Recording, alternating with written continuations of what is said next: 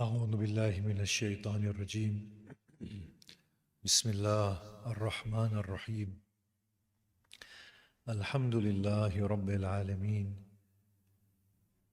الذي هدانا لهذا وما كنا لنهتدي لولا أن هدانا الله والصلاة والسلام على أشرف الأنبياء والمرسلين شفيع ذنوبنا وطبيب نفوسنا وحبيب قلوبنا أبي القاسم محمد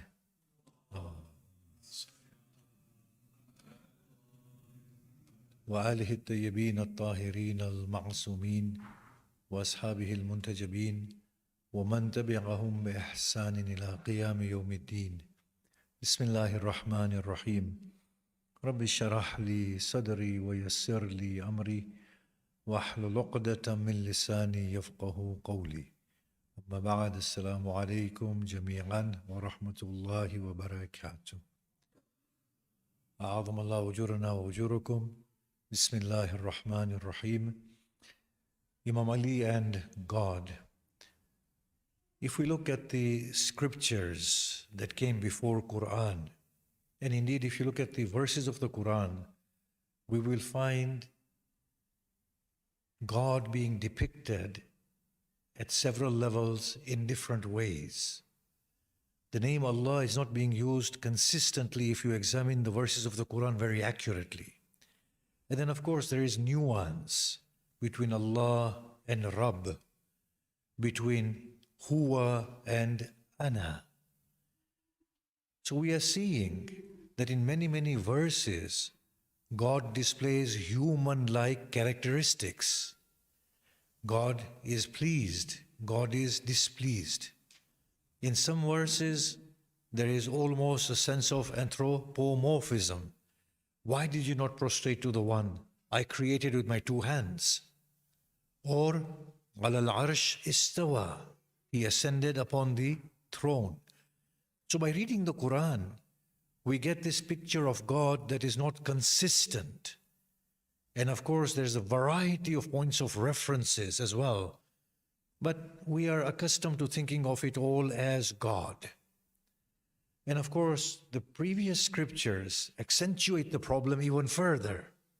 If you look at the Torah, and of course, the portions of Torah carried on to Injil and the apocryphy of Injil, the visions that the apostles had, and that has become a part of the canon, we will see a very unclear picture as to what God is and who is God and how to understand God.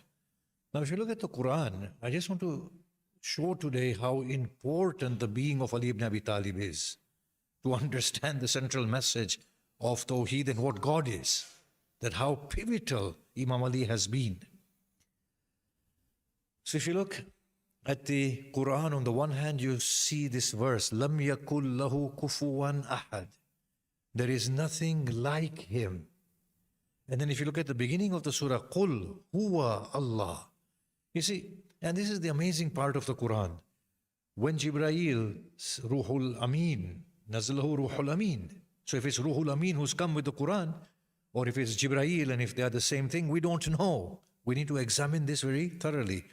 But when Jibreel says Qul, the Prophet should not have repeated the word Qul had he been an ordinary human being.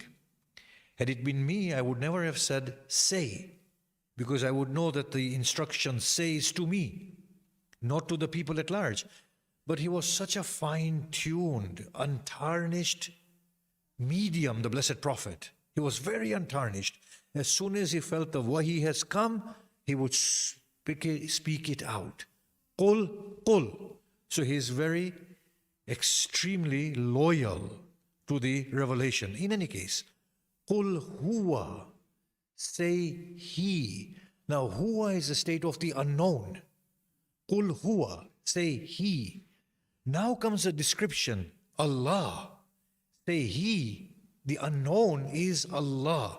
Now Allah has meaning to it. The word Allah has meaning. In the minds of the Arabs, they understood the word Elohim or Rahmanan, the word from Rahman. So the word Allah was not strange to them. قُلْ مَنْ رَبُّ السَّمَاوَاتِ وَالْأَرْضِ. Ask them, who is the Lord of the heavens and the earth? سَيَقُولُونَ اللَّهُ or سَيَقُولُونَ لِلَّهِ. They will say for Allah. So they were acquainted with the word Allah. Say, He for your consumption is Allah Ahad. Allah the One, Allah Samad, Allah the Independent. So we are seeing the verse. He, at the one hand, is saying He is the unknown, undescribable. But for your consumption, He is Allah. So we can see a distinction in this verse. But the end of the surah makes it clear. وَلَمْ يَكُنْ لَهُ كُفُوًا أَحَدٍ. There is no equal to Him. So all the anthropomorphic descriptions that are within the Quran are not of God. They are mere descriptions for your consumption, or there is something else that is going on that you need to unravel. Basically, something is going on. لَيْسَ كَمِثْلِهِ شَيْءٍ. There is nothing like Him. هُوَ الْأَوَّلُ وَالْآخِرُ وَالظَّاهِرُ وَالْبَاطِنُ. He is the first, He is the last, He is the apparent, He is the hidden. Now contrast this verses with the verse إِذْ قَالَ رَبُّكَ لِلْمَلَائِكَةِ إِنِّي جَاعِلٌ فِي الْأَرْضِ خَلِيفَةً. Here is a Rabb speaking with the Malaika, informing him of his future plans. Or the verse, when Iblis didn't prostrate, مَا مَنَعَكَ أَن تَسْجُدَ لِمَا خَلَقْتُ بِيَدَيَّ. Iblis, what prevented you from prostrating to the one I have created with my two hands? Now, if you were to contrast these verses, you will see that there is a lot of nuance. There is depth in there that needs to be unraveled and needs to be understood accurately. But the people of the scriptures, the Jews and the Christians who were receiving the Quran, they could easily make sense of the verses, مَا مَنَعَكَ أَن تَسْجُدَ لِمَا خَلَقْتُ بِيَدَيَّ. They could easily make sense of those verses. They could easily make sense of the verses, غَضِبَ اللَّهُ, Allah's wrath is upon them. وَلَمَّا آسَفُونَا انْتَقَمْنَا مِنْهُمْ. When they made us hopeless, we sought revenge from them. But the Muslim community, they had the verse, لَيْسَ كَمِثْلِهِ شَيْءٍ لَمْ يَكُنْ لَهُ كُفُوًا أَحَدٍ. There is nothing like Him.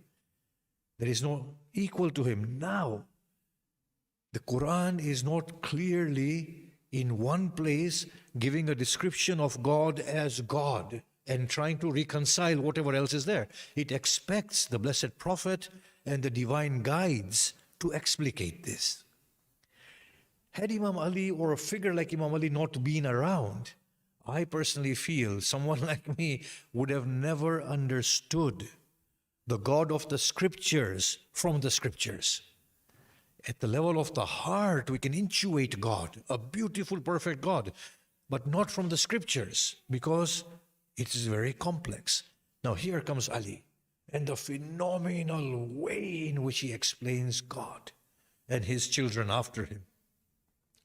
He says, He is beyond attribution.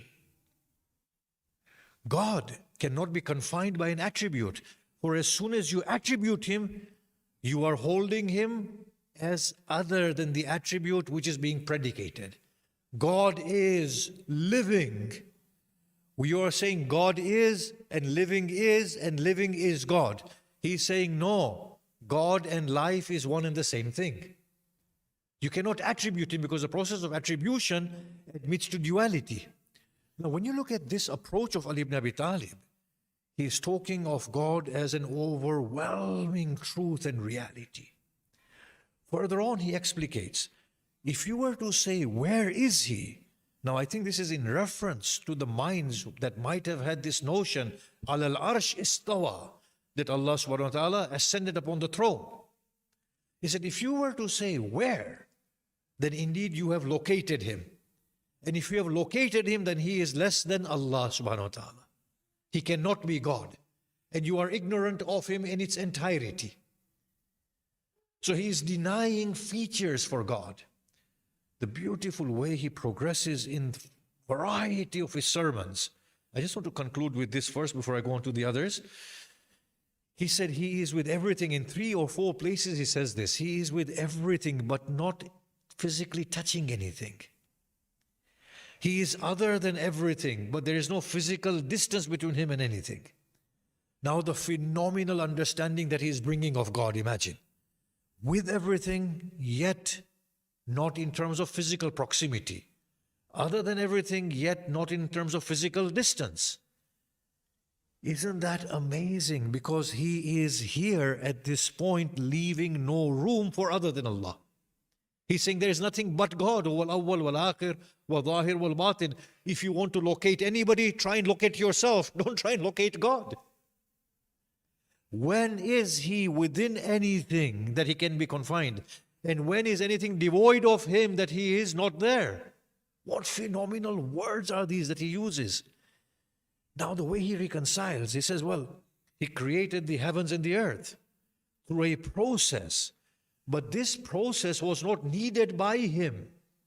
This process was only there in order to display to those agencies known as angels how the creative process ensues. But he does not create through an example, nor through a moment of thought.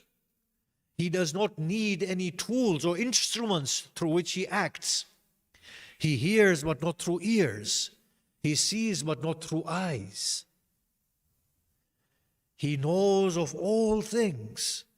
And he heard when there was nothing to be heard. And he saw when there was nothing to be seen. He creates a picture of God that is so overwhelmingly transcendent, unable to be comprehended by the mind, because the mind thinks in notions. And notions are normally formed when we see distinctions between things. Here, he is absolving Godhead from any such thing. So now when we look at Ali ibn Abi Talib's God, he is not a God with two hands. He's not a God who gets angry. He's not a God who gets pleased in the way we understand. Imam Sadiq was asked, what about this verse? وَلَمَّا آسَفُونَا إِنْتَقَمْنَا مِنْهُمْ. When the Pharaoh and their people finally made us hopeless, the Quran says that. Finally made us hopeless after showing them so many signs. We sought revenge from them. The Imam said, this is not God speaking. Imam Sadiq said, this is not Allah speaking, for Allah does not speak like that. There are noble divine agencies that God has created who are speaking at this point on behalf of God. If you were to examine the Quran, re-examine it with the notion that Imam Ali is giving of God, things become far more clearer. That what is the speech of God as God, and what is the speech of other than God through which God is speaking. But in any case, Imam Ali, in his explication of God, he says he knows all things. Nothing is hidden from him. There is no strength, but that is his strength. There is no control, but that it is his control. He is giving this picture of one God who is the absolute authority. There is nothing beyond him, who is absolutely present and available.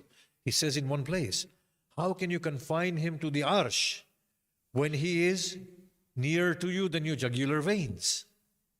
He is neither there nor here. He prevails in his entirety. There is nothing but nothing that can be devoid of God. Then he talks about the presence of God to his own blessed soul and how he experiences God. When he talks of God, and we see this in his dua, and we will explore this further tomorrow, he finds himself absolved of his own self. In his own soul, he trembles in the awe and majesty of God. And at the same time, he melts away in God. Now, look at the way he explains. He was, at one point, this is what we hear, and I think there might be an indication to this in Nahjul Balagha, that he was going to the Battle of Nahrawan that was fought against the Kharijis. And an astrologer told Imam Ali, he said, look, the alignment of the stars is such that you will suffer a heavy defeat if you go at this point. Postpone your going. At that point, Imam Ali said, I would rather entrust my affairs to Allah subhanahu wa ta'ala.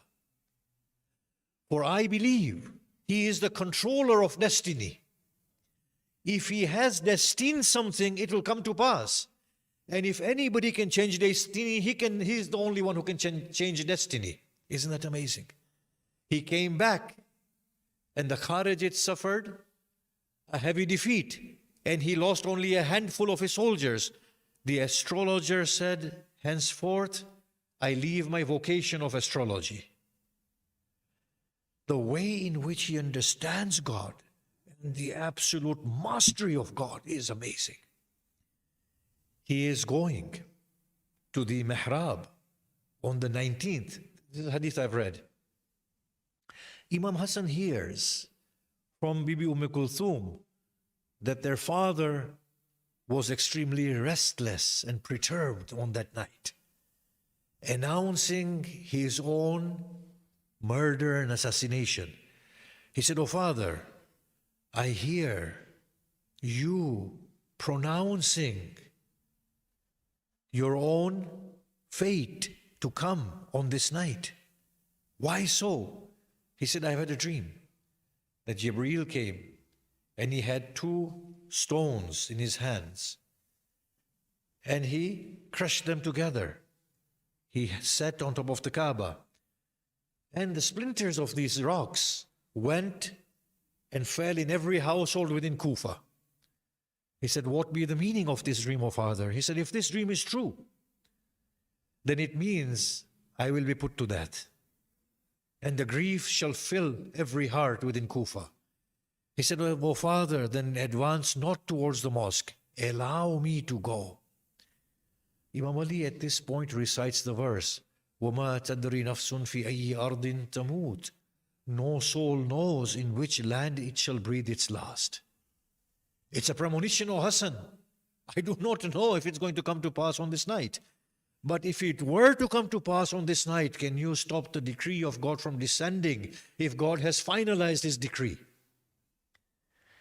The way in which he understood God, the one who has all mastery, the only one who can change his destiny if he so wishes. And if he doesn't, then it will come to pass. On an occasion, we find this of Imam Ali, that he was out examining the streets of Kufa, and somebody came and he said, "Oh Ali, I seek to protect you."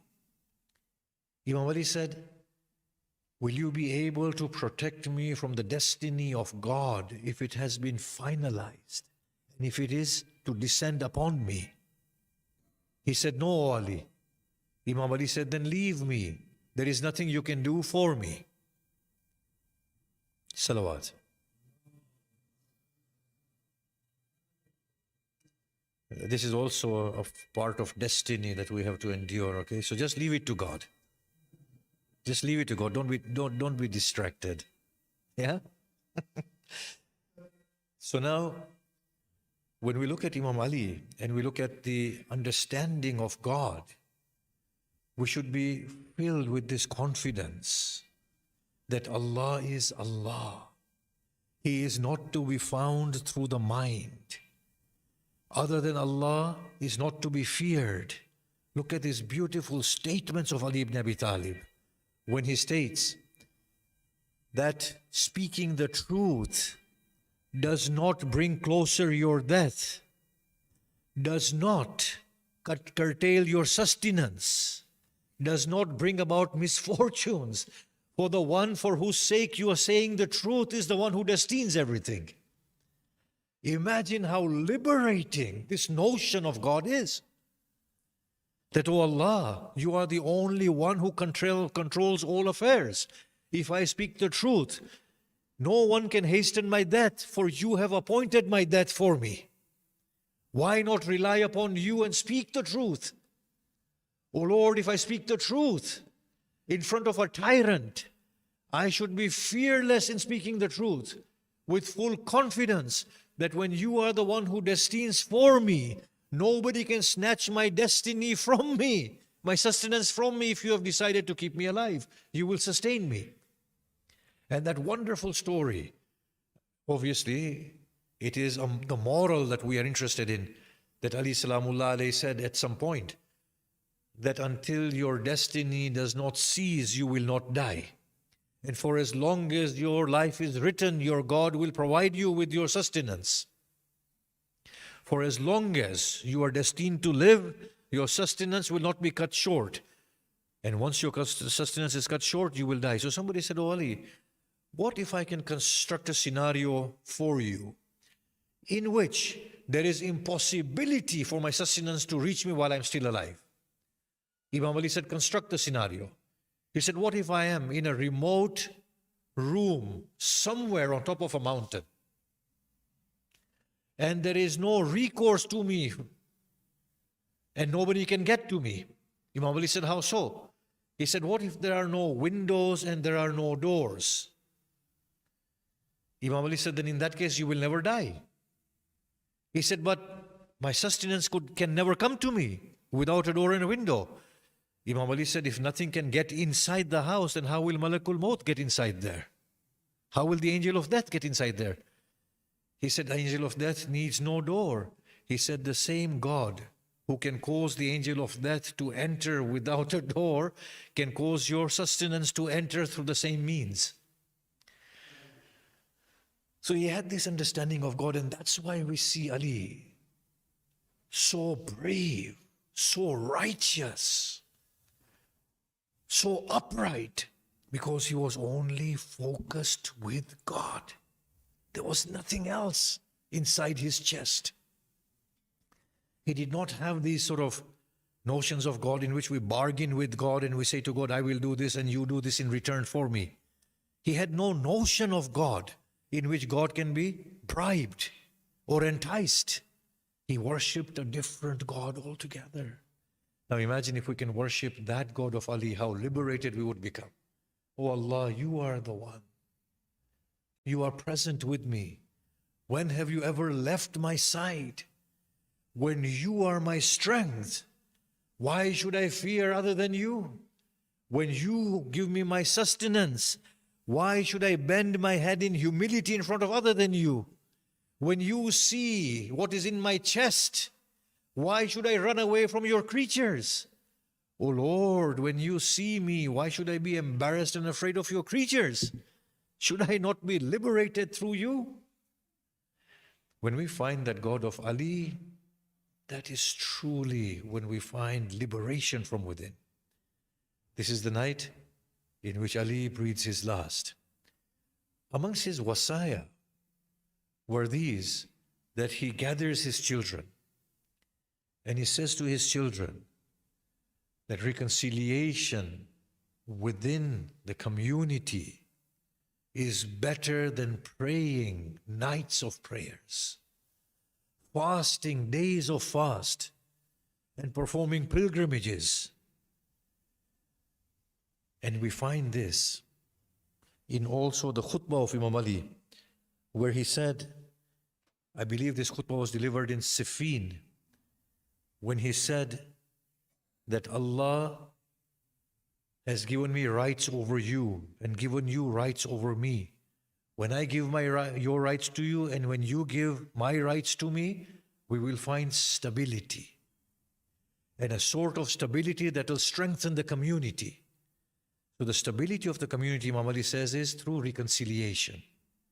Through people working together, not through discord. Now I want us to leave with this thought here today.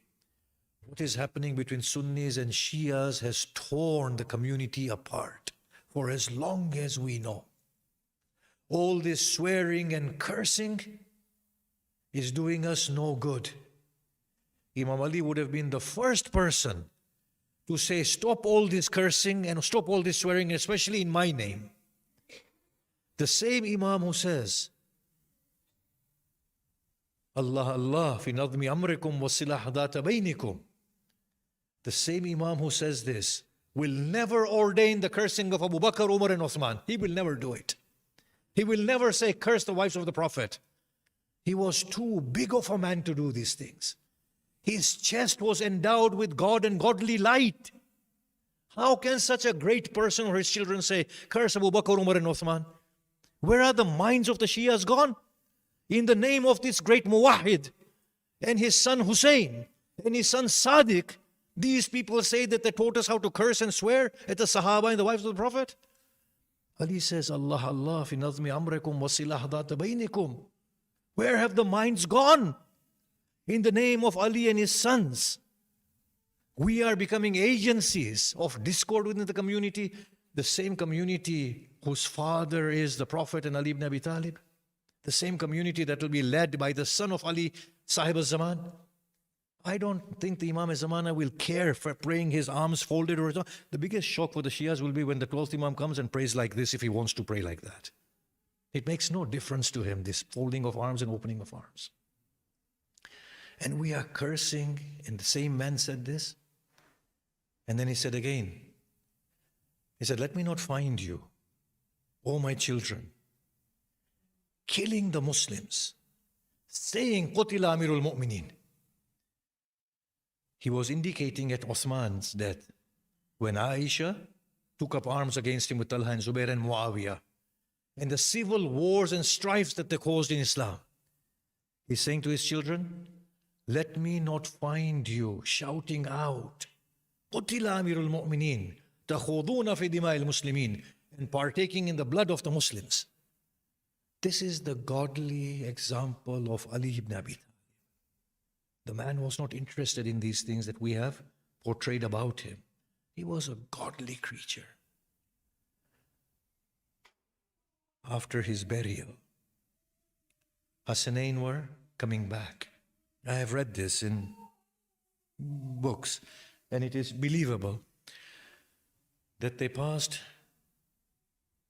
through the outskirts of Kufa, going inside Kufa. At the ruins, they heard an old man lamenting. They went inside the ruins, and they found a blind man. And he was crying out, oh, for the friend that I have not seen. Where are you? They said, who do you talk about?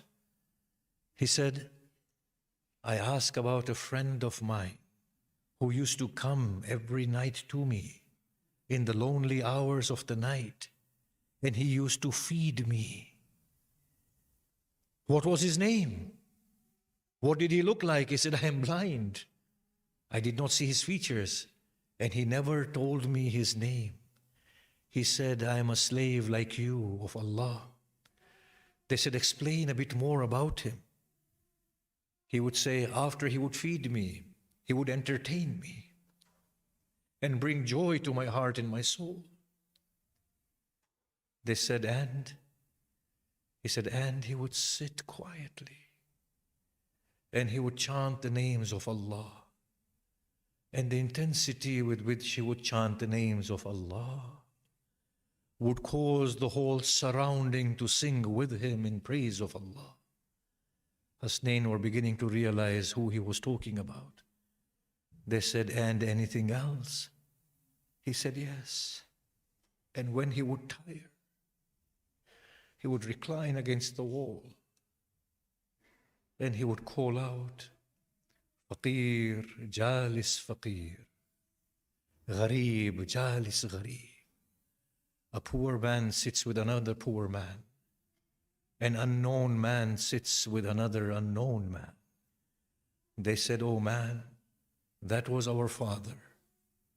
And that was the Khalifa of the Muslims. Where is he? He has been killed, and we have put him to rest. لا لعنة الله على القوم الظالمين وسيعلم الذين ظلموا أي منقلب ينقلبون. رحم الله من قرأ الفاتحة.